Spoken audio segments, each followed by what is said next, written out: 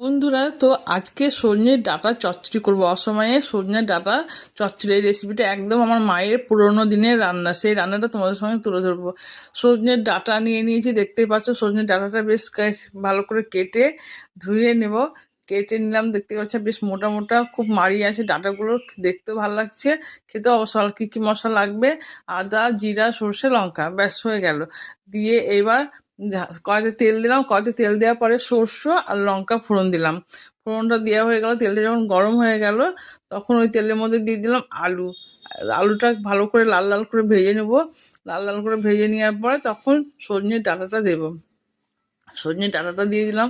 দেখতেই পাচ্ছ সজনের ডাঁটাটা কত সুন্দর মোটা মোটা, বেশ আর খেতেও সুন্দর। দিয়ে লবণ দিয়ে দিলাম, চিনি দিয়ে দিলাম, একটু চিনি না দিলে ভালো লাগবে না। দিয়ে দিলাম একটা টমেটো। দিয়ে ভালো করে কষতে থাকবো।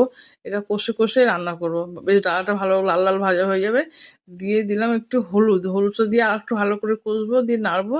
দিয়ে দিব এবার হচ্ছে সর্ষে লঙ্কা বাটাটা। দিয়ে ভালো করে কষে কষে নাড়বো, করবো, কষবো, কষে কষে রেসিপিটা করবো।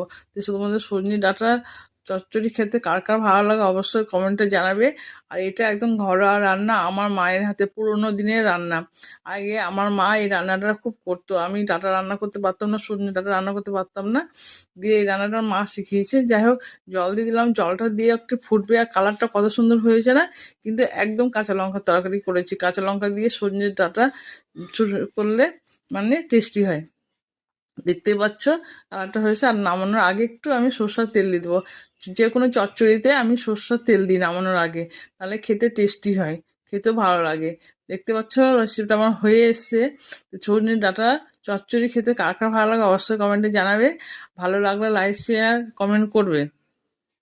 যে এটা একদম ঘরোয়া পদ্ধতি রান্না, আমার মায়ের রান্না, একদম পুরোনো দিনের রান্না। এটা খেতে খুব সুস্বাদু হয়, ভালো হবে। রেসিপিটা আমার হয়ে গেলে দেখতে পাচ্ছি চচ্চড়িটা কত সুন্দর হয়েছে না? সজনে ডাঁটা চচ্চড়ি দেখে লোভ লাগছে, খেতেও খুব সুন্দর হয়েছে। এত টেস্টি হয়েছিল না কি বলবো। একদম মানে ডাঁটার মধ্যে মাড়িটা এত সুন্দর ছিল, মনে হচ্ছিল পাকা হয়, পাকা নেই, একদম কচি ডাঁটা। দিয়ে ভিডিওটা এখানে শেষ করলাম বন্ধুরা, টাটা। ভালো।